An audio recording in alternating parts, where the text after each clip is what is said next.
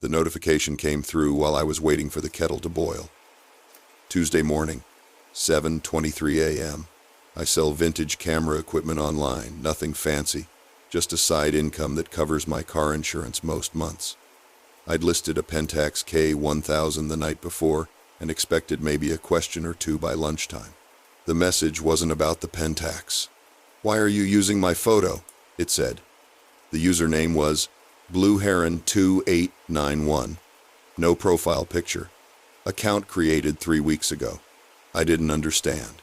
I replied, asking what they meant. Made my tea. Got ready for work. I'm a data entry clerk at a logistics firm. Boring, reliable, pays the rent. By the time I got to the office, there were 2 more messages from Blue Heron 2891. The second one included a link. I shouldn't have opened it during work hours, but I did. It was a listing on the same platform I use. Title: Vintage Camera Collection, Must Go This Week. The photo showed someone's living room, beige carpet, IKEA bookshelf, a window with those vertical blinds everyone had in the early 2000s, and on the coffee table, arranged in a neat row, were 6 cameras. One of them was my Pentax, the exact one. Same scuff on the lens cap, same position. But that wasn't the worst part. The person in the photo, partially visible, sitting on the sofa in the background, face angled away from the camera, was wearing my jacket. The green Barbour my sister bought me for Christmas 2 years ago. It has a specific tear on the left pocket where I caught it on a fence. I could see the tear in the photo. I sat there staring at my screen until my supervisor walked past and I minimized the window. My hands were shaking. I didn't take that photo. I've never taken a photo in that room because I don't have a room that looks like that. My flat has laminate flooring and blackout curtains, not carpet and vertical blinds. I checked the metadata on my own listing photo, taken Sunday evening, 6:47 p.m. in my flat. I could prove it. There's a Tesco receipt on my kitchen counter in the corner of the frame, dated that same day. But how would someone get my jacket? How would they get my exact camera? I messaged Blue Heron 2891 back.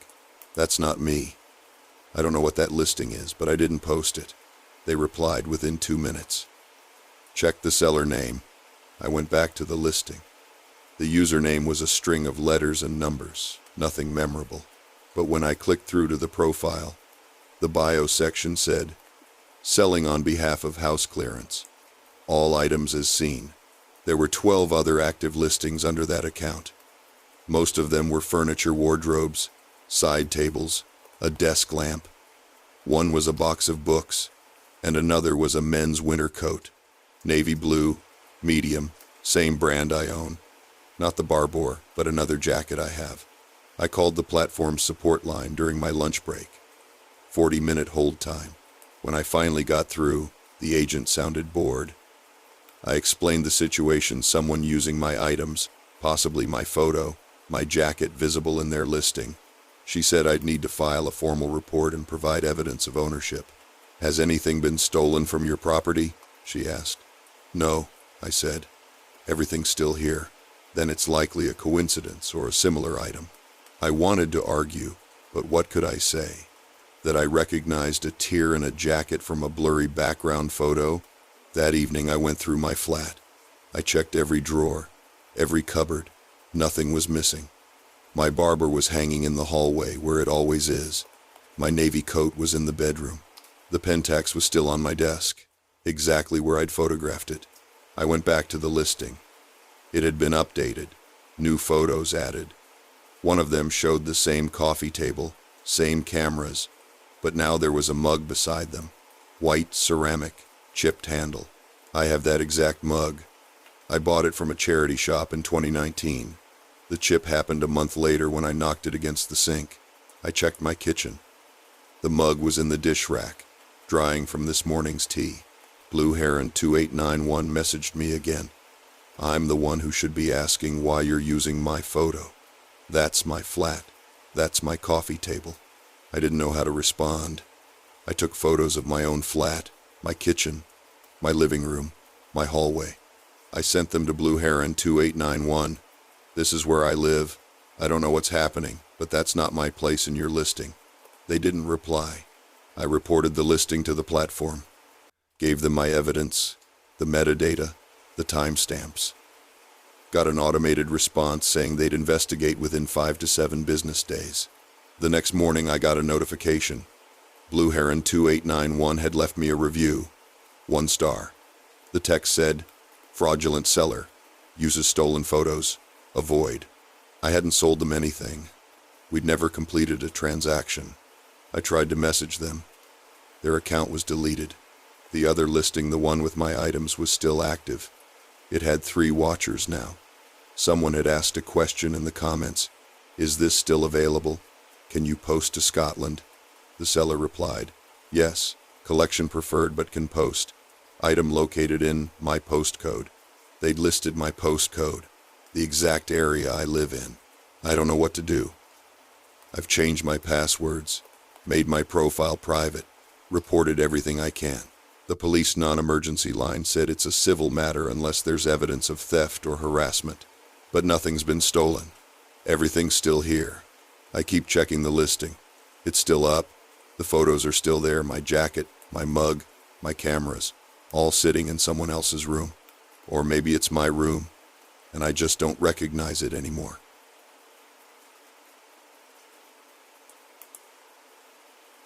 The parking lot was nearly empty when I pulled in. One of those park and ride places on the edge of town, mostly used by commuters during the week. It was a Saturday afternoon, overcast, and I remember thinking at least the weather held off. I'd been trying to sell my old laptop on Craigslist for about 2 weeks. Nothing fancy, just a 4-year-old Dell I'd upgraded from. The guy who messaged me seemed normal enough. Asked the right questions about specs, didn't try to lowball me too hard. We settled on £180. He suggested meeting at the park and ride because it was halfway between us. Public place, cameras, made sense. I got there about 5 minutes early.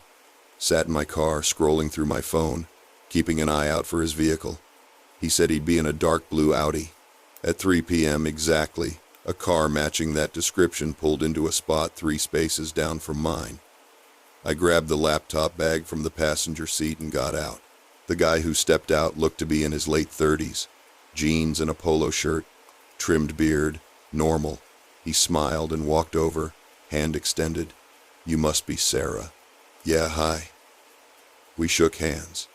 His grip was firm, almost too firm. "Mind if I take a look before we do the transaction?" he asked. "Course not." I unzipped the bag on the boot of my car, showed him the laptop. He opened it, pressed the power button, watched it boot up, asked me a few questions about battery life, whether I'd wiped it. All reasonable. Then he said, "Actually, before we go any further, I need to let you know I'm law enforcement." I must have looked confused because he smiled again, but it didn't reach his eyes this time. "Just procedure," he said. "We've been monitoring online sales in this area. There's been some issues with stolen goods." "This isn't stolen," I said quickly. "I've got the receipt at home. I'm sure it's fine," he interrupted. "But I do need to verify a few things. Do you have ID on you?" I hesitated. Something felt off, but I couldn't put my finger on what. He hadn't shown me a badge or anything, but maybe plainclothes officers don't? I'm not sure. I didn't want to seem uncooperative if he was legitimate. Yeah. I pulled my driving license from my wallet. He took it, studied it for longer than seemed necessary, pulled out his phone and started typing. "Just running a quick check," he said. "Won't take a minute." That's when I noticed we were the only 2 people in the car park. The handful of other vehicles I'd seen when I arrived were all empty. The ticket machine was about 20 meters away, near the entrance. No CCTV cameras visible from where I stood, though I'd assumed there would be some. "Is there a problem?" I asked, trying to keep my voice steady. "Not at all." He kept his eyes on his phone. "Just says here you've got an outstanding warrant." My stomach dropped. "What? No, that's not possible. I've never." "Yeah. Looks like an unpaid fine from 2019. Traffic violation." He looked up at me. "You're going to need to come with me to sort this out." "I can't just leave my car here," I said. My mind was racing. I'd never had any fines. I'm careful about stuff like that. Can I call someone? My boyfriend can. No need for that yet. Let's just get this cleared up first. He stepped closer, still holding my license. My vehicle's just over there. It'll be quick, I promise. I took a step back. Can I see your badge? His expression changed. Just slightly, but enough that I noticed. I already told you I'm law enforcement. I know, but I'd feel better if I could see some ID. You've got mine. He didn't move for a moment. Then he said, "You're being uncooperative. That's not helping your situation." "I'm not trying to be difficult," I said, and I hated how my voice shook. "I just want to see a badge. That's reasonable, right?" Another car turned into the car park. An older couple looked like they were heading for the footpath that connected to the nature reserve. The man's posture shifted slightly. He glanced toward them, then back at me. "Fine," he said. He reached into his pocket, and for a second I thought he was actually going to show me something official. Instead, he held out my driving license. "Looks like there was a mistake. Computer glitch. You're all good." I snatched it back, shoved it in my pocket. "So, we're done?" "Yeah, we're done." He closed the laptop, handed me the bag. "I'll pass on the purchase, though. Don't think it's what I'm looking for." He walked back to his car without another word. I stood there, frozen, watching him reverse out and drive away. The older couple had parked and were getting their walking boots from their boot. Normal Saturday afternoon things. I got back in my car and locked the doors. Sat there for maybe 10 minutes before my hands stopped shaking enough to drive. I didn't report it. I know I should have, but what would I even say? A guy pretended to be police and asked for my ID. Technically, he didn't threaten me. He gave everything back, but the way he'd tried to get me into his car, the way he'd used that warrant story, I deleted my Craigslist account that night. Sold the laptop to a friend of a friend for £150 just to be rid of it. I still think about what might have happened if that couple hadn't shown up. If I'd been alone in that car park for just 5 more minutes. What he would have done if I'd actually gone with him. I don't know if he really was law enforcement, someone impersonating them, or just saw an opportunity. I've driven past that park and ride a few times since, and I can't bring myself to pull in. The car park's never empty anymore when I see it, but that doesn't help much.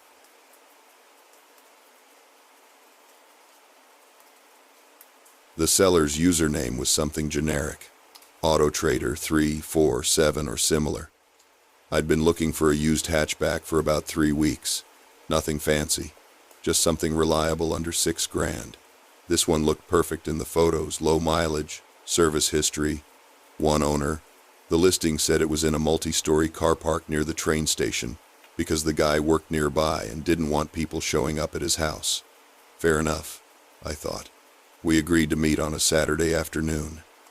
The car park was one of those older concrete ones, 7 floors, dim lighting even during the day. I got there early and waited by the ticket machine on the 3rd level where he said he'd parked. It smelled like oil and damp. A few other cars were scattered around, but no one else was walking about. He showed up maybe 10 minutes late. Average-looking guy, maybe late 30s, wearing a high-vis vest like he'd just come from a shift. He had the keys in his hand and seemed friendly enough. We did the usual small talk, how long he'd owned it, why he was selling, all that. He said he was upgrading to something bigger because his family was growing. Made sense. I walked around the car. It matched the photos exactly. Same color, same alloy wheels, even the same little scuff on the rear bumper I'd noticed in the listing. I asked to see the V5 and he handed it over. The registration matched the plates. I took a photo of the VIN plate through the windscreen, just being thorough. My mate who works in insurance had told me to always check that. Then I asked to see under the bonnet.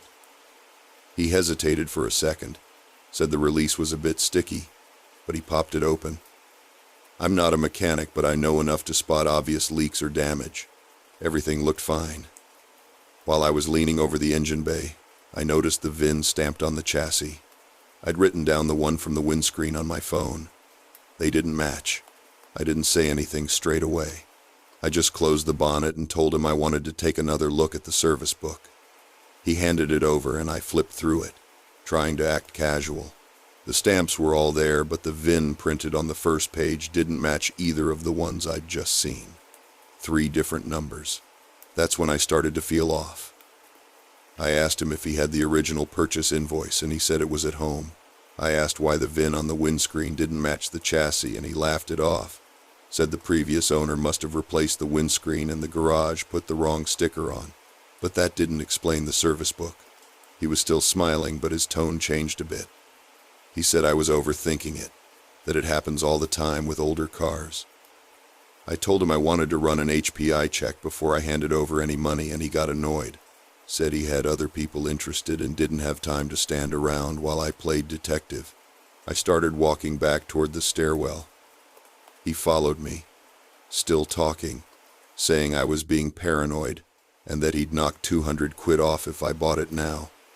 I didn't turn around. I just kept walking. He raised his voice a bit, asked where I was going, but I ignored him and pushed through the door into the stairs. I took the stairs down 2 at a time. I could hear his footsteps behind me for the first couple of floors, but then they stopped. When I got to the ground level, I walked straight out onto the street and didn't look back. My heart was hammering. I kept thinking about those 3 different VINs. You don't just accidentally end up with that. I got home and ran the registration through an HPI site. The car had been reported stolen 8 months ago in Leeds. The listing photos had been taken in the same car park where we met, probably right after it was nicked and replated. The whole thing had been planned. The high-vis vest, the I work nearby excuse, even the timing Saturday afternoon when the car park was busy enough that no one would notice but quiet enough that he could control the situation. I reported it to the police and gave them screenshots of the messages and the listing. They said they'd look into it but didn't sound hopeful. The listing was taken down within an hour.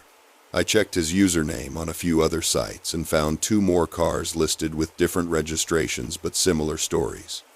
Same car park, same meetup routine. I still don't know what would have happened if I'd pushed harder or tried to take more photos. Maybe nothing. Maybe he would have just driven off.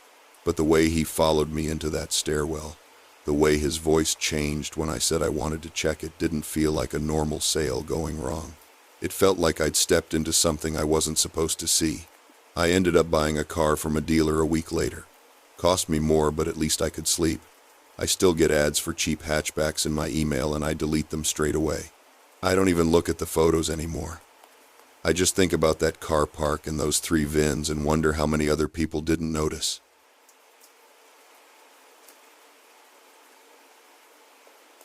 The ad was perfect. 2-bedroom apartment, renovated kitchen, hardwood floors, rent $400 below market rate.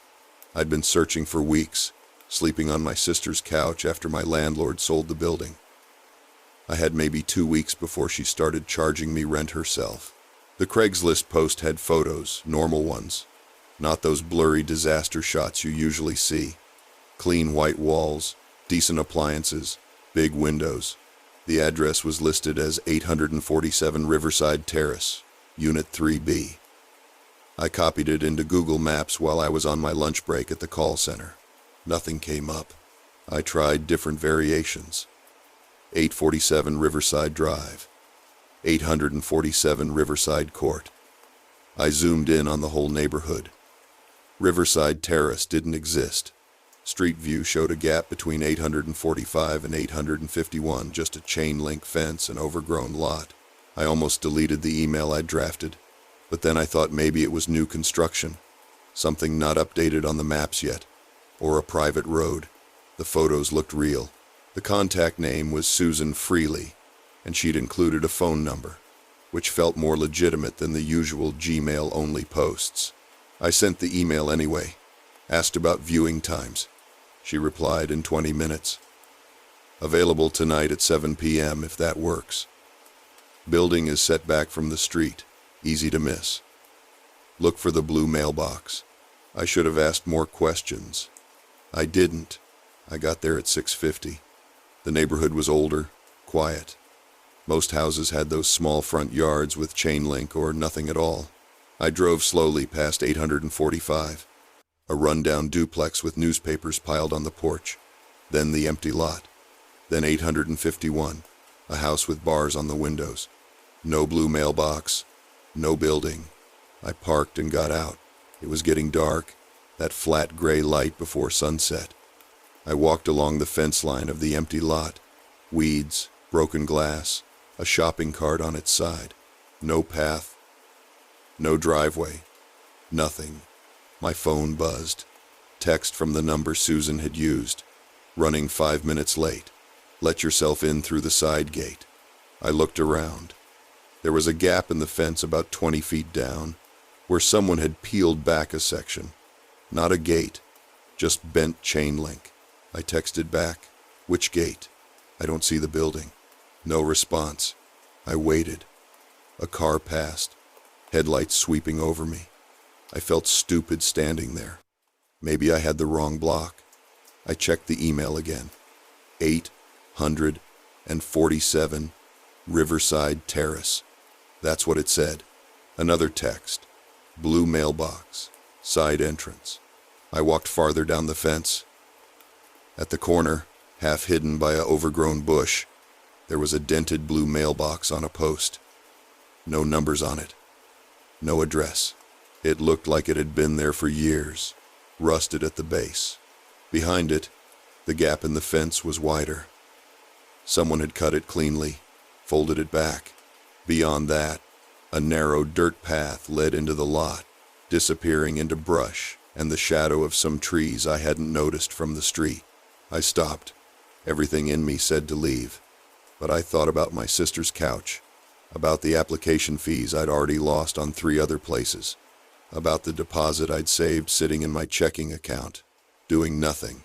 I stepped through the fence. The path was just packed dirt, uneven. It curved slightly, and after maybe 30 feet, the lot opened up. There was a building, brick, 3 stories, narrow, old. It looked like it had been built between the 2 streets, accessible only from this hidden path. The windows on the ground floor were covered with plywood. The upper floors had glass, but dark. No lights, no signs, no address plaques. I checked my phone. 1 bar of signal. 7:03 p.m. Another text. I'm inside. Doors open. 3B is upstairs. The front door was ajar. Not wide open, just enough that I could see a dark hallway inside. There was a faint smell, something stale and damp. I pushed the door with my foot. It swung in silently. I turned on my phone flashlight. The hallway had old tile floors, cracked and filthy. Mail scattered everywhere, yellowed and torn. A metal mailbox grid on the wall, most of the slots hanging open or missing. I saw Unit 1A, 1C, 2B. No logic to the numbering. I called out. "Susan?" Nothing. The stairs were at the end of the hall. Wood, sagging in the middle of each step. I climbed slowly, keeping my light ahead of me. The second floor landing had 2 doors. One was missing its number. The other said 2D. Another flight up. The third floor had 3 doors, all closed. One had a brass 3 screwed to it, tarnished black. No B. I tried the handle. Locked. I texted, "I'm here. Which unit?" No response. My signal was gone. I heard something below me. A scraping sound, like something being dragged. Then footsteps, slow and uneven, on the stairs. I knocked on the door. "Susan?" The footsteps stopped, then started again, faster. I ran. Back down the stairs, my phone light bouncing wildly. I didn't see anyone, but I heard them behind me, close. I hit the ground floor and sprinted for the door. It was closed. I didn't remember closing it. I shoved it open and ran down the path, branches scraping my arms. I squeezed through the fence and didn't stop until I was in my car. Doors locked, engine on. I sat there shaking for maybe 10 minutes. Then I drove. When I got signal back, I had 2 texts from the number. The first, "Where are you?" The second, "Sent 1 minute ago. I can still see your car. I checked Craigslist when I got to my sister's." The ad was gone. I tried to reply to Susan's email. It bounced back. Address not found. I drove past that block 3 days later in daylight. The lot was empty. Just weeds and trash. No building. No path. The blue mailbox was gone. I don't know what I saw. I don't know who I was texting. I'm still paying my sister rent, and I'm not looking for apartments anymore.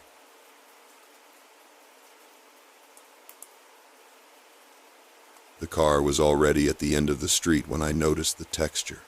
I'd been selling my old Honda for weeks, posted it on 3 different sites, dealt with lowballers and time wasters, and finally this guy messages me Thursday afternoon saying he'd take it for asking price if I could meet that evening. Rural petrol station off the A road, halfway between us, cash only. I should have questioned that, but I just wanted it gone.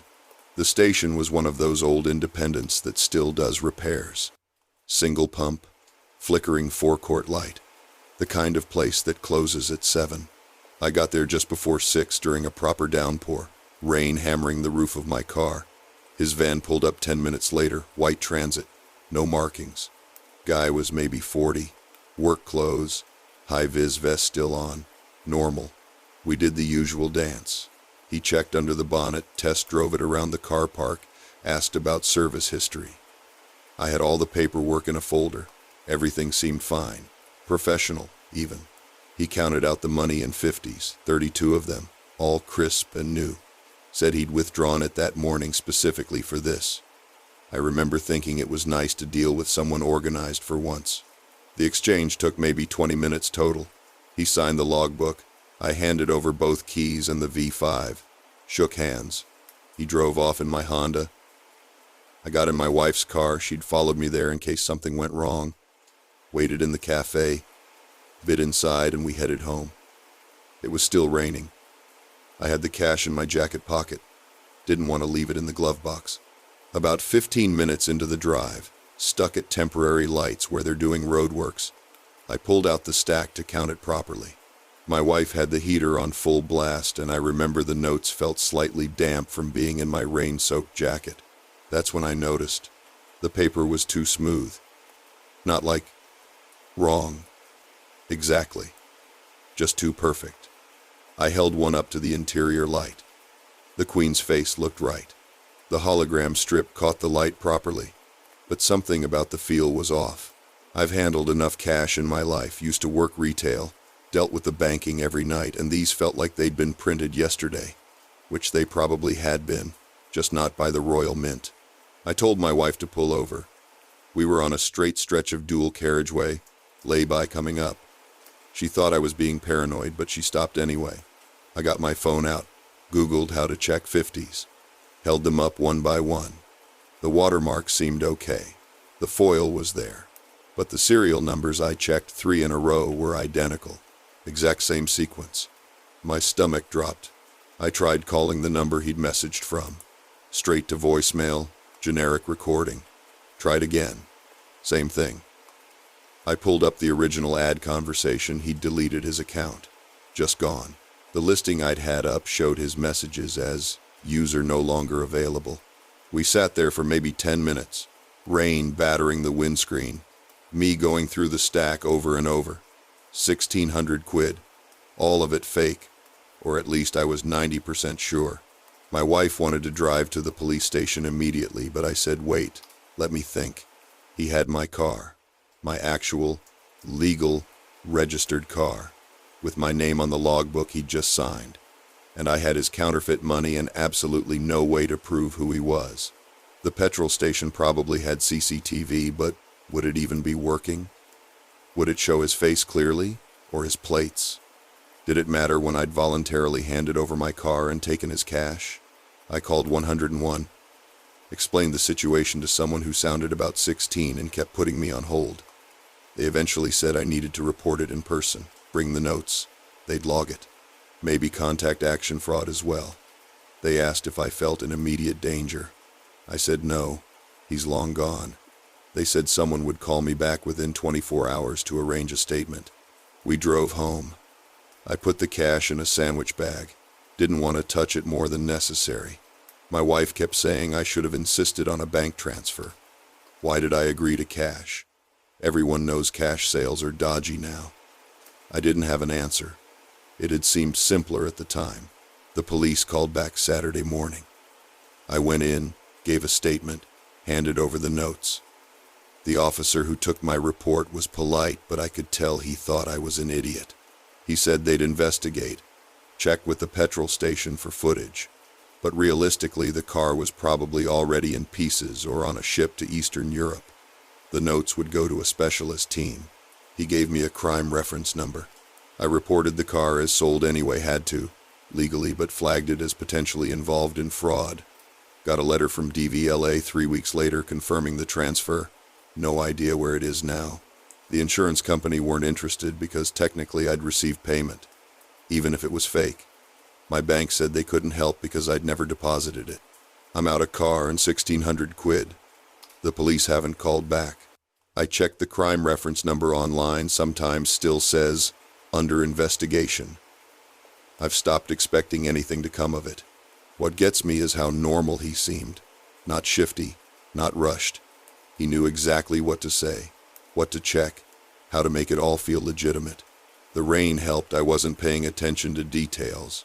Just wanted to get it done and get home. He probably waits for weather like that. Counts on people being distracted. I still have the sandwich bag with one note they let me keep as a sample. Sometimes I take it out and look at it. You really can't tell unless you know what you're looking for. That's what frightens me most, how close it was to working perfectly. If I hadn't touched them at the lights, if I'd just shoved them in my wallet and found out days later at the bank, he'd have been completely untraceable. Maybe he already is.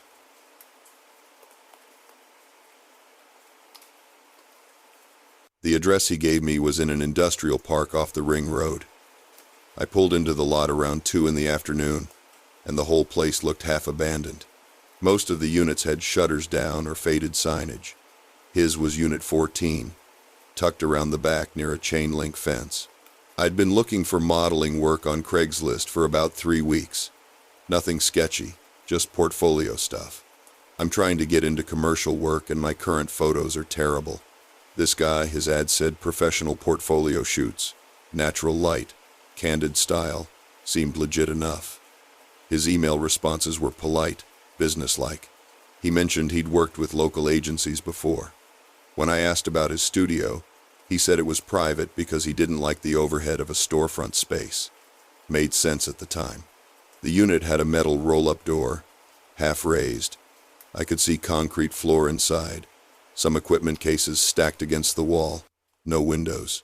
There was a regular door to the side with a buzzer, but it was propped open with a brick. I texted him that I'd arrived.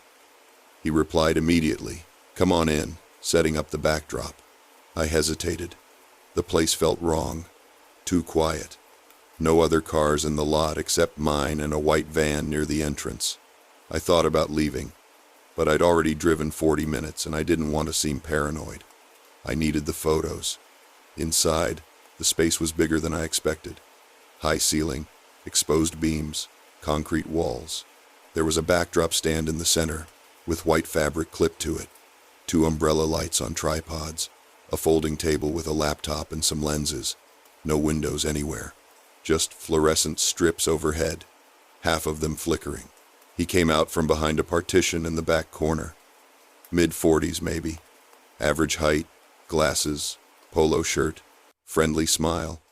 He introduced himself as Derek and shook my hand. Normal grip, nothing weird. He asked if I wanted water and gestured to a cooler by the table. I said I was fine. "Great, let's get started," he said. "I usually do a few test shots first, just to check the lighting." He positioned me in front of the backdrop and adjusted the lights. The whole time he was chatting, asking about my experience, what kind of work I wanted, whether I'd done commercial stuff before. I answered, but I was distracted. There was a smell in the air. Not strong, just off, like cleaning chemicals mixed with something stale. Then I noticed the partition he'd come from. It was just a tall, folding screen, the kind you'd use in a doctor's office. Behind it I could see the edge of what looked like a mattress on the floor, and a pile of clothes. Women's clothes. I stopped mid-sentence. He noticed. Everything okay? He asked. Yeah, just what's back there? He didn't miss a beat. Oh, that's the wardrobe area. Some clients bring outfit changes. I keep a few pieces on hand too, in case someone forgets something. It sounded reasonable. But the mattress didn't fit, and the clothes looked worn, not styled. He took a few shots, the shutter clicking in the silence. Then he lowered the camera. You seem tense, he said. Totally normal. First shoots are always a bit awkward. Why don't you sit for a second? Relax. He gestured to a folding chair near the table. I didn't sit. I glanced at the door, still propped open, daylight spilling in. I could leave, but I didn't want to make a scene if I was wrong. Actually, I said, I should check my parking. I think I left my hazards on. He smiled. No problem. Take your time. I walked toward the door, trying to keep my pace normal. When I got there, I looked back. He was standing by the table, watching me, not moving, just watching. That's when I saw the brick that had been holding the door open was gone. The door was still ajar, but only because I was near it. I stepped outside and heard the roll-up shutter start to lower behind me. Not fast, just a steady mechanical hum. I didn't look back. I got to my car, hands shaking, and locked the doors. He didn't follow me out. The shutter kept lowering until it was fully closed. I sat there for maybe 5 minutes, trying to decide what to do. Call the police? And say what? That I got a bad feeling? That there was a mattress in a photography studio? I felt stupid. Maybe I'd overreacted. Maybe he was just closing up because I'd left. But then I remembered something. When I'd first walked in, I'd seen his laptop on the table. The screen was on. I hadn't paid attention at the time, but now I could picture it. It wasn't editing software. It was a grid of thumbnails, photos, women in the same white backdrop setup, dozens of them. I drove home and didn't tell anyone for 2 days. I felt embarrassed, like I'd imagined the whole thing. But I couldn't stop thinking about those clothes behind the partition, the way he'd watched me leave, the shutter closing. Eventually, I called the non-emergency line and explained what I'd seen. The operator took my information but didn't sound particularly concerned. She said someone would follow up. No one ever did. I checked Craigslist a week later. His ad was gone. I tried the email address he'd used to contact me. It bounced back. I drove past the industrial park once, just to see. Unit 14 was empty, shutter down, no sign of him. I still don't know what I walked into. Maybe nothing. Maybe I got lucky. I do know I don't answer Craigslist ads anymore, and I can't shake the image of that mattress, or the smell, or the way the shutter started to close the second I stepped outside.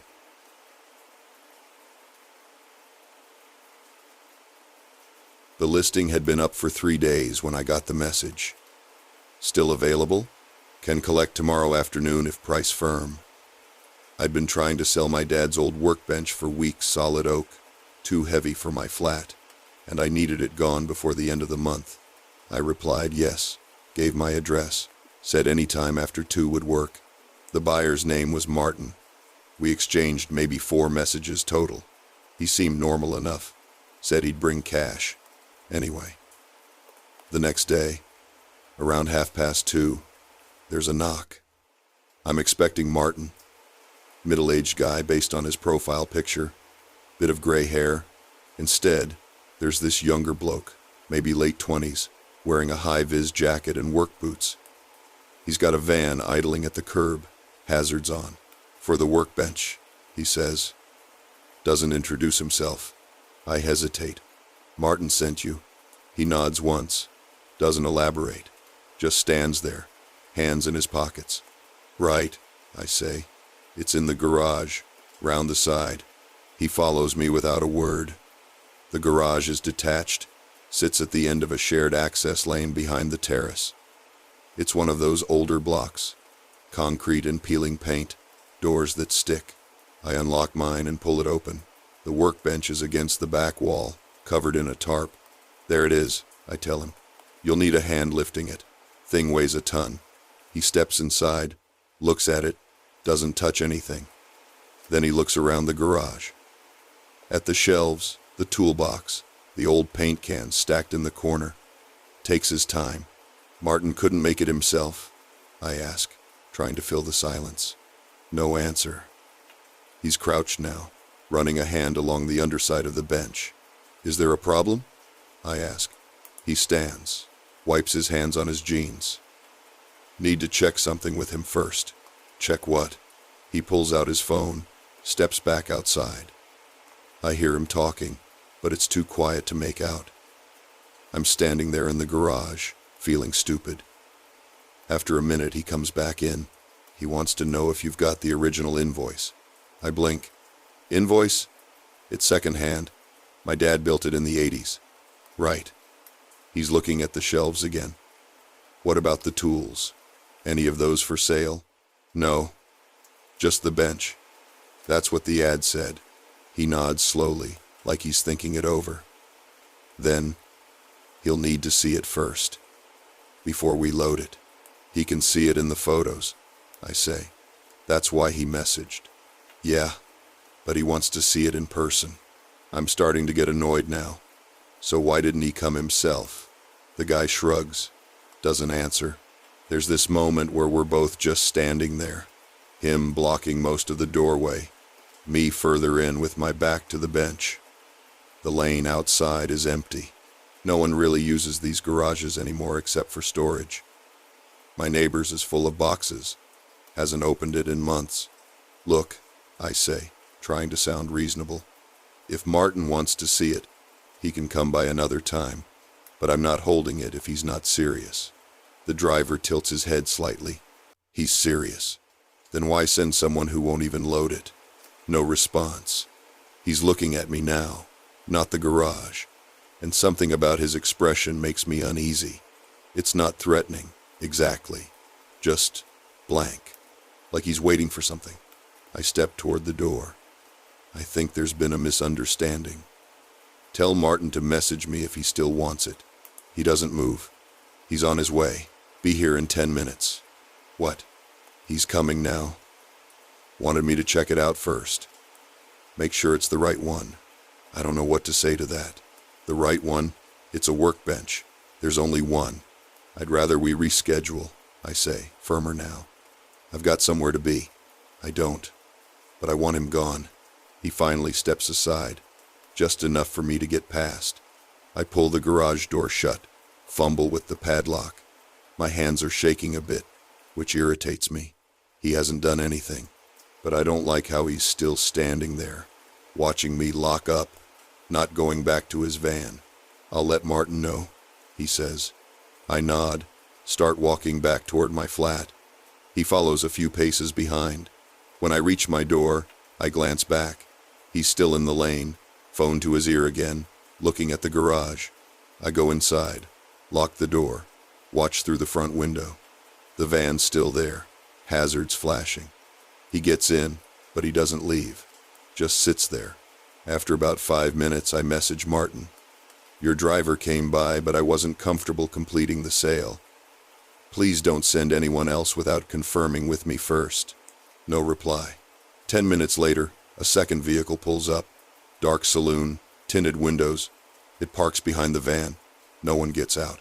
I'm watching from behind the curtain now, phone in hand, thinking maybe I should call someone.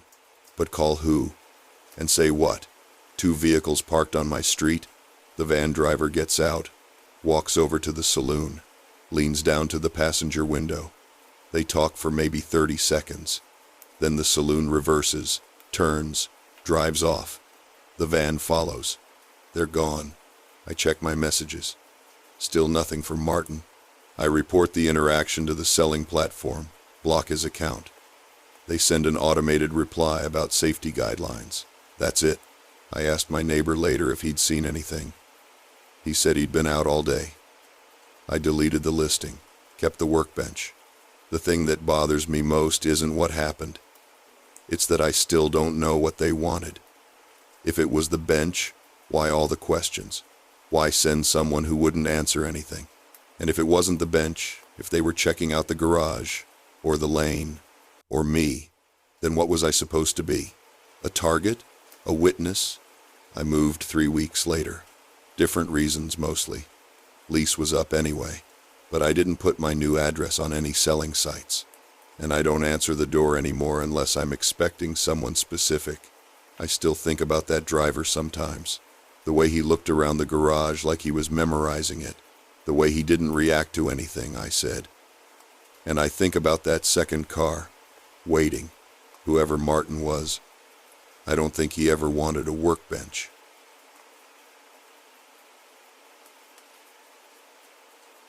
Three cars had been circling the lot for the past 10 minutes. I noticed them because I'd been sitting in my Fiesta near the back of the park and ride, waiting for someone to show up and buy the iPhone I'd listed on Facebook Marketplace that morning. I work shifts at the depot, and this was supposed to be quick. Meet at 2, hand over the phone, get 180 pounds cash. Done. The buyer username, Mark73, had been polite in messages, asked normal questions about the battery life and screen condition. We'd agreed on the park and ride because it was public, had CCTV, and was on my way home. But Mark73 was late. And these three cars, a silver Audi, a black Vauxhall, and a white van, kept doing slow loops around the perimeter. At first, I thought they were looking for spaces, but the lot was half empty. Mid-afternoon on a Thursday, most commuters were already in town. My phone buzzed. Mark73. Sorry, mate. Stuck in traffic. 10 more mins? I replied fine and put the phone face down on the passenger seat. The Audi passed again. Closer this time. Driver's window down despite the cold. I couldn't see the face properly. Baseball cap, sunglasses. The van followed about 30 seconds later, moving at walking pace. Maybe I'm paranoid. I've done a few of these sales before, never had trouble, but something felt off.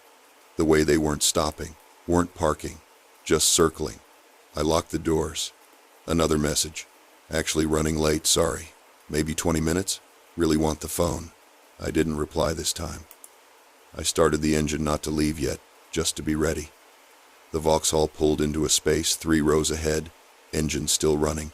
I could see 2 people inside, heads turned toward me. Then the Audi parked on my left, about 5 spaces away. Driver got out tall, heavy build, dark jacket. He didn't look at me, but he didn't walk toward the bus shelter either. Just stood there by his door, checking his phone. The van was still moving. It had done another full circuit and was now coming up the lane behind me, slowing down as it approached. I should have left then. Looking back, that's when I should have just gone. But I kept thinking maybe I'm overreacting. Maybe these are just people waiting for the bus, or for a lift. Maybe Mark73 is actually stuck in traffic and I'm being ridiculous. The van stopped directly behind me, blocking me in, not touching my bumper, but close enough that I'd have to reverse carefully to get out. I looked in the mirror. The driver was on his phone. Passenger side was empty as far as I could tell. My heart started going. I put the car in reverse, hands shaking a bit, and started to back up slowly. The van didn't move. I edged closer, hoping he'd see my reversing lights and shift forward. He didn't. I stopped, put it back in neutral, tried to think. The man from the Audi was walking now, not toward me, but toward the ticket machine near the entrance. Except he kept glancing over. The Vauxhall was still idling, still facing my direction. Another message. Change of plan, mate. Can you meet me at the retail park instead? Just down the road. I'm there now. I stared at the screen. That didn't make sense. If he was stuck in traffic, how was he suddenly at the retail park? And why would I drive somewhere else when we'd already agreed on this spot? I didn't respond. The van's door opened. Driver got out, short guy, tracksuit, hands in pockets. He walked past my car, didn't look at me, headed toward the shelter. But he stopped halfway and turned around, like he'd forgotten something. Then just stood there, facing me. That's when I properly panicked. I leaned on the horn, long, loud blast. The noise echoed across the empty lot. The guy from the van flinched, stepped back. The man near the ticket machine looked up. A woman getting off a bus at the far end turned around. I reversed hard, clipped the van's bumper just a scrape, nothing major, and swung out into the lane. The Audi guy started walking faster, like he was going to cut me off, but I gunned it toward the exit. The Vauxhall's engine revved and it started to move, but I was already past it, heading for the slip road. I checked the mirror. All three vehicles were moving now. The van did a three-point turn. The Vauxhall pulled out of its space. The Audi was already behind me. I didn't stop at the junction. I turned right, straight into traffic, got honked at by a lorry but kept going. Took the first left, then another right, weaving through the industrial estate behind the retail park. My phone was buzzing constantly. Mark 7-3 sending message after message. Where are you? Mate? I'm waiting. I pulled into a Tesco car park, parked near the entrance where there were people and trolleys and security guards in high-vis. My hands were shaking so badly I could barely hold the phone. I blocked Mark 7-3, deleted the listing, sat there for maybe 20 minutes, watching the entrance, making sure none of those cars followed me in. I reported it to the police that evening, gave them the park and ride location, the rough time, descriptions of the cars. They took a reference number but said without registration plates or clear evidence of a crime, there wasn't much they could do. Advised me to use official sale and exchange zones in the future. The ones at the police station, car park. I still have the iPhone. Can't bring myself to list it again. Maybe I overreacted, maybe it was all coincidence. People waiting for different reasons, and I just panicked. But I keep thinking about how they moved together, how the van blocked me in, how Mark 7-3's messages changed. I don't use that park and ride anymore. I take the long way home.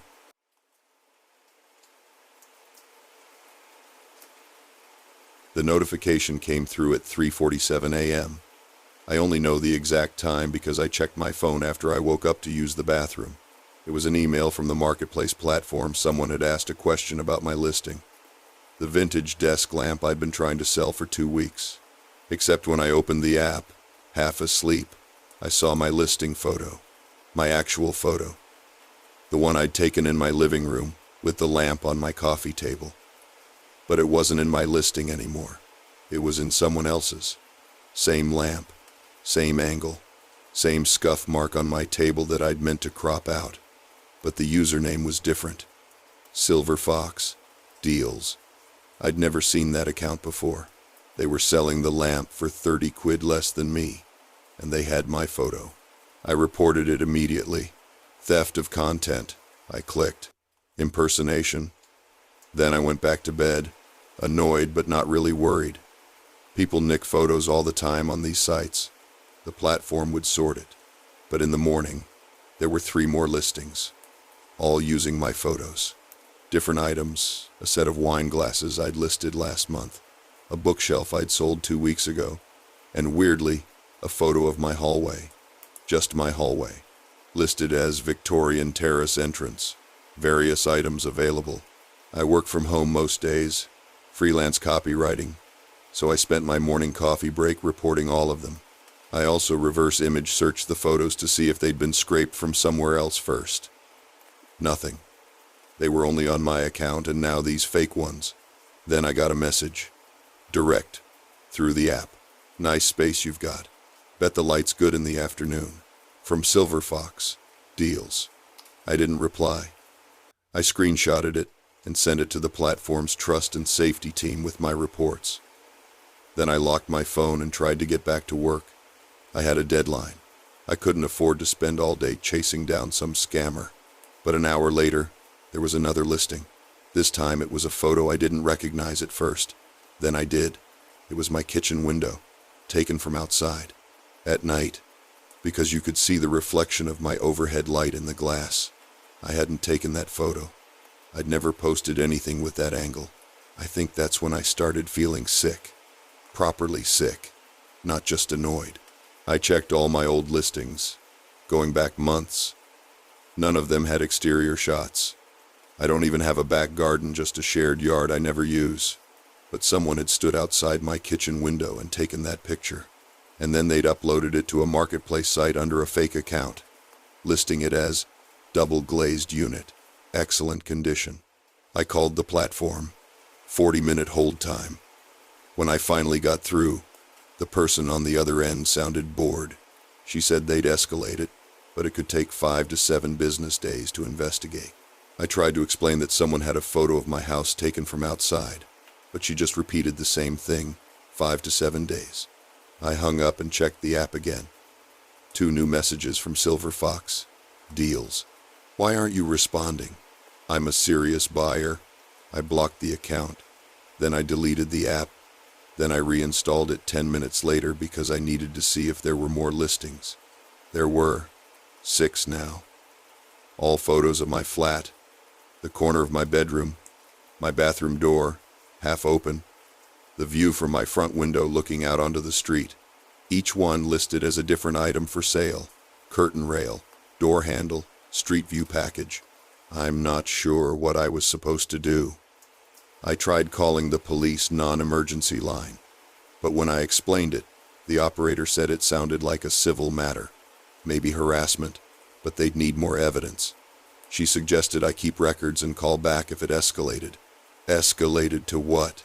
I wanted to ask, but I didn't. I checked every window in my flat. All locked. I have a chain on the front door, and I put it on even though it was 2 in the afternoon.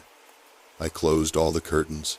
Then I sat on my sofa with my laptop and just refreshed the marketplace page over and over. By evening, there were 12 listings.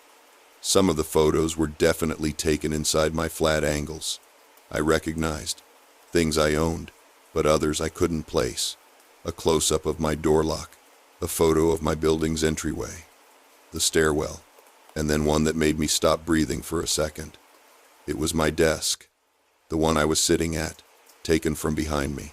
You could see the back of my chair, my laptop charger, the mug I'd been drinking from that morning. I don't know when that photo was taken.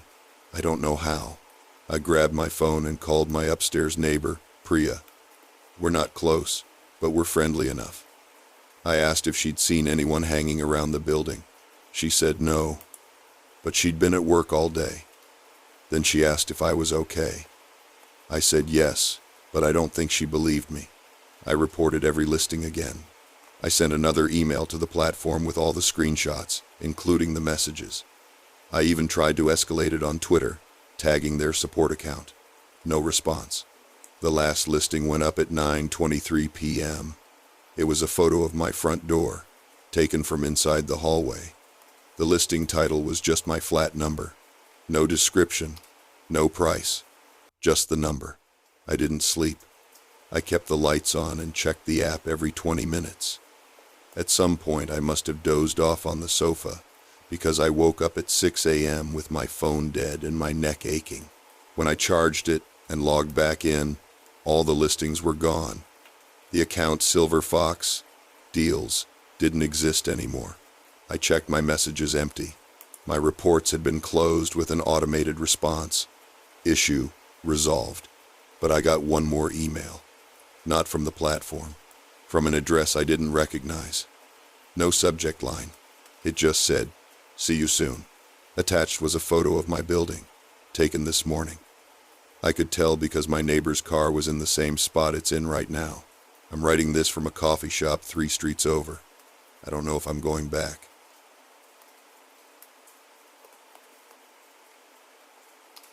The coffee shop smelled like burnt espresso and wet coats. I got there 15 minutes early because I'm always early, which is probably a good thing considering how everything turned out. I'd been talking to Sarah for about 2 weeks on Craigslist personals. Yeah, I know how that sounds now, but at the time it felt normal. She worked in marketing, liked hiking, sent me photos of her at some trail overlook with great lighting. We'd moved to texting after a few days. She seemed funny, a little shy maybe. We agreed to meet at this place near the university campus because it was halfway between us. I ordered a latte and sat facing the door. The place was pretty busy for a Tuesday afternoon, mostly students with laptops. I kept checking my phone. She was supposed to be there at 3. At 3:07, someone walked in and looked right at me. Not Sarah. Definitely not Sarah. This was a man, maybe late 40s, wearing a gray hoodie and jeans. He had this weird half smile and walked straight to my table. "Hey," he said. "You're Mike, right?" I just stared at him. "I'm sorry, do I know you?" "It's me, Sarah." He sat down across from me without asking. I actually laughed because I thought it was some kind of prank. Like maybe Sarah put a friend up to this as a joke. "Okay, very funny. Where's Sarah?" He leaned forward. "I am Sarah. We've been talking for 2 weeks." My stomach dropped. I looked at the door, then back at him. "What are you talking about?" "The photos. Those are my daughter," he said, like it was the most reasonable thing in the world. But everything else was real. The conversations, the connection, that was all me. I should have left right then. I don't know why I didn't. Maybe I was too confused. Or maybe part of me thought if I just stayed calm, this would make sense somehow. "You catfished me with pictures of your daughter? I knew you wouldn't talk to me otherwise," he said. His voice was quiet, almost apologetic. "But we really connected, Mike. You felt it too. I know you did." I stood up. "This is insane. I'm leaving." He grabbed my wrist. Not hard, but firm enough that I froze. "Just hear me out, please. 5 minutes." The barista glanced over. A couple of students looked up from their laptops. I yanked my hand back and sat down, mostly because I didn't want to make a scene. 5 minutes. Then I'm gone and I'm blocking your number." He smiled like I'd just agreed to something wonderful. "I've been watching your social media for months, even before I messaged you. I know we're meant to be together. Your post about your mom's birthday, the one where you talked about feeling disconnected from everyone. I understood that. I understand you." My phone was on the table. I tried to remember if I'd posted anything with my address visible. I don't think I had. "You need help. Professional help. I knew you'd react like this at first," he said. "That's why I brought these." He pulled out his phone and turned it toward me. Screenshots. Dozens of them. Messages I'd sent to Sarah over the past 2 weeks. Some of them were personal. One was about my ex-girlfriend. Another was about my job, complaining about my boss by name. "What are you doing?" "Insurance," he said. "In case you tried to run. These are going to your employer, your family, everyone in your contacts. Unless you agree to keep seeing me." I felt cold all over. "That's blackmail. That's illegal. So report me," he shrugged. "But by the time the police do anything, everyone you know will have seen what you really think of them. Your boss, your sister, that friend you called exhausting." I looked around the coffee shop. Everyone was absorbed in their own world. The barista was making drinks. Students were typing. Through the window, I could see people walking past, completely unaware. I thought about grabbing my phone and running, but he was between me and the door. And even if I got out, he had everything already. Screenshots, texts, probably saved photos. "What do you want?" My voice came out shaky. "Just a chance," he said. "That's all. One real date. Dinner tomorrow night. I'll pick the place, somewhere nice. If you show up, I delete everything. If you don't." He made a clicking sound with his tongue. I tried to think clearly. Call the police? And tell them what? Exactly? That someone I'd been texting wants to meet me? That he'd lied about who he was on Craigslist? Would they even take that seriously? And even if they did, he could send everything out before they got to him. "I need to think about it," I said. 24 hours, he said. He slid a piece of paper across the table with an address written on it. "Tomorrow, 7 p.m. I'll be waiting." He stood up and walked out. Just like that. I sat there for maybe 10 minutes, staring at the paper. My hands were shaking. I finally grabbed my phone and blocked the number he'd been texting from. But I knew it was pointless. He probably had others. I went to the campus security office, told them everything. The guy at the desk was sympathetic, but explained there wasn't much they could do since it happened off campus and no crime had technically been committed yet. He suggested I file a police report. I did that too. The officer took notes, but said unless he threatened violence or actually sent the messages to people, it was mostly a civil matter. He did say I could get a restraining order, but that would take time. I didn't sleep that night. I kept checking my email, my social media, waiting for the screenshots to appear. They never did, but I also didn't go to that address. I called in sick to work the next day and stayed at my friend Tom's place. 3 days later, I got a new text from an unknown number. Just one line. "I'm disappointed, Mike, but I'm patient." I changed my number after that, made all my social media private. I still look over my shoulder in public places, and I never answered another Craigslist ad again. I probably never will.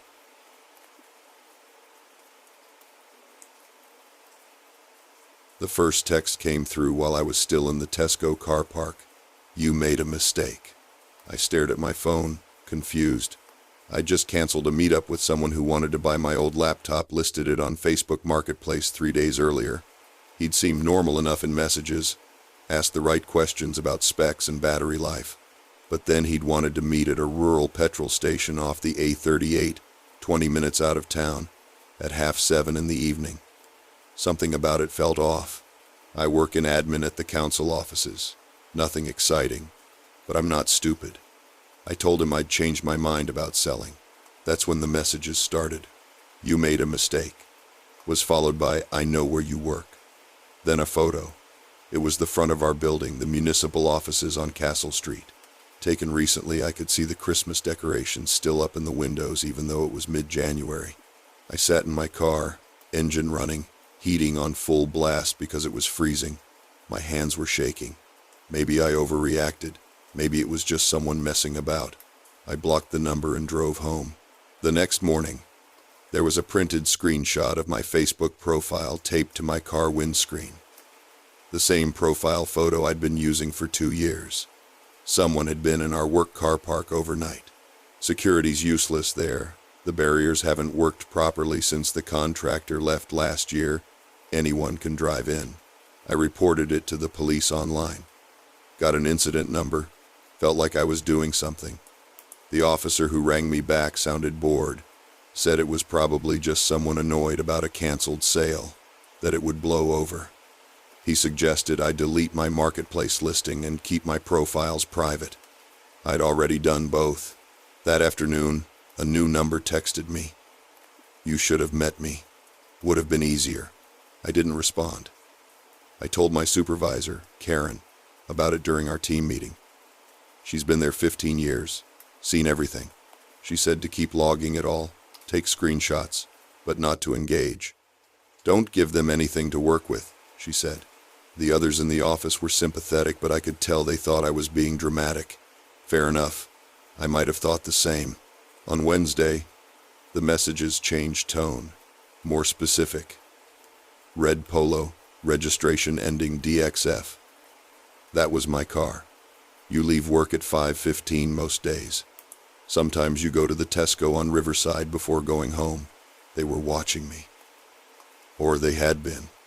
I don't know which was worse. I rang the police again, got through to the same officer. He sounded more concerned this time, upgraded it to harassment, said they'd try to trace the numbers. But he was honest, told me it was probably a burner phone, that these things were hard to track unless there was a direct threat. I asked what counted as a direct threat. He said they'd know it when they saw it. I started varying my routine. Left work at different times, used different doors, parked in different spots. I stopped going to that Tesco. My flatmate, Jen, said I should stay with her mum for a bit, but I didn't want to drag anyone else into it. And part of me still thought maybe it would just stop. It didn't. Friday evening, I was working late, had to finish a grant application that was overdue. The office was nearly empty, just me and one of the planning officers 2 floors down. Around 6:30, the lights in my section went out. Not a full power cut, just our floor. The backup lighting kicked in, those dim emergency strips that make everything look greenish and wrong. I grabbed my bag and headed for the stairs. That's when I heard footsteps in the corridor behind me, steady and deliberate. I didn't look back, just walked faster. The stairwell door was heavy, one of those fire doors that slam shut, and when I pushed through it, I let it close hard behind me, hoping it would slow whoever it was. I took the stairs 2 at a time, my breath loud in the concrete shaft. When I reached the ground floor, I could still hear footsteps above me, coming down. I burst out into the main lobby. The security guard, Mike, looked up from his desk, surprised. "Everything all right, love?" I told him someone had been following me. He radioed through to the upper floors, checked the stairwell. No one there. He walked me to my car, checked the back seat before I got in. I felt ridiculous and terrified in equal measure. I drove home a different route, kept checking my mirrors. No one followed. At least, I don't think they did. The weekend was quiet. No messages. I almost convinced myself it was over. Monday morning, there was an envelope on my desk when I arrived. No postage, no name. Inside was a printout of my home address from the electoral roll, and a single line written in marker. "Should have just sold me the laptop." Someone had been in the building. In our office, on my desk. I went straight to Karen. She marched me down to Mike, who pulled the weekend CCTV. Nothing useful. The cameras in our section have been broken since the refurb last year, and the ones in the lobby only cover the entrance, not the corridors. Anyone with a staff pass could have got in, or anyone who tailgated someone else through the barriers. The police sent someone round this time, a young PC who took a statement and bagged the envelope. She was kind, told me they'd escalate it, maybe get someone from CID involved, but I could see it in her face. Without a clear suspect, there wasn't much they could do. I'm writing this from Jen's mum's house in Nottingham. Took a week's leave, told work I needed time. The messages have stopped, but I don't know if that means it's over or if they're just waiting. I've changed my number, locked down every social media account, asked the council's IT team to remove my name from the public staff directory. I still have the laptop. It's sitting in a drawer here, and I can't bring myself to list it anywhere again. Sometimes I think about what would have happened if I'd just met him at that petrol station. Would it have been worse, or would he have just bought it and left me alone? I don't have an answer. I just know I can't go back to work yet, and I'm not sure when I will.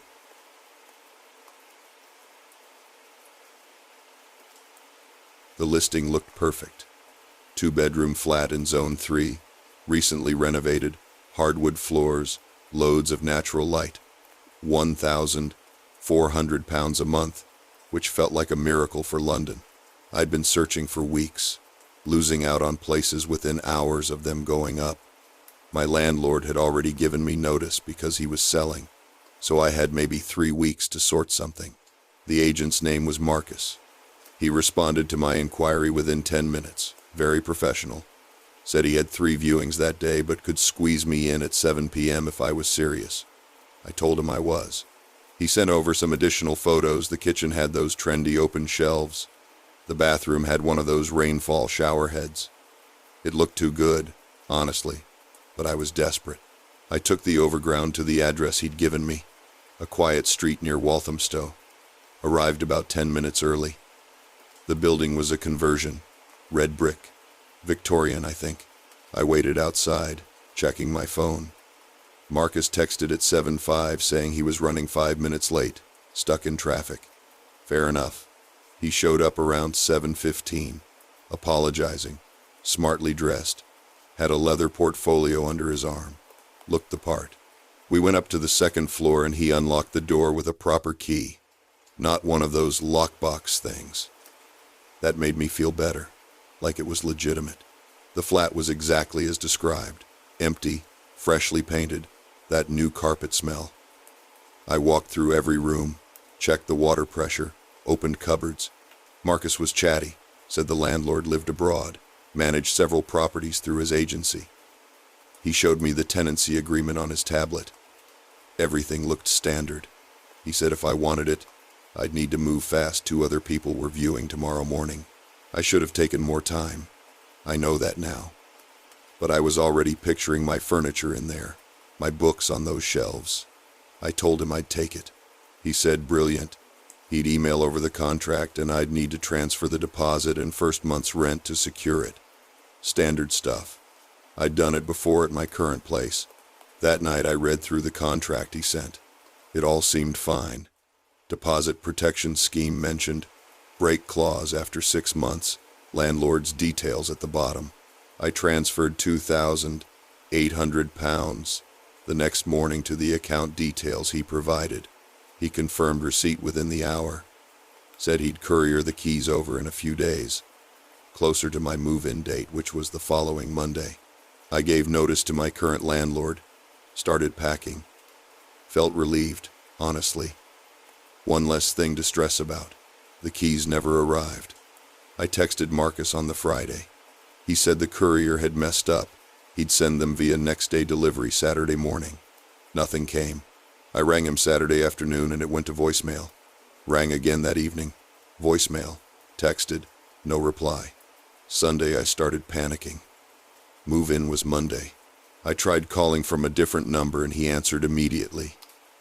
I said, "Marcus, it's me, about the Walthamstow flat," and he just hung up. When I rang back, his number was disconnected. I contacted my bank first thing Monday morning. They said they'd investigate, but it could take weeks, maybe months. The account I'd sent the money to was probably already emptied. I contacted Action Fraud, gave them everything I had. They gave me a reference number but said realistically these cases rarely get resolved. The money's usually gone within hours, moved through multiple accounts. I went back to the building that afternoon, feeling sick.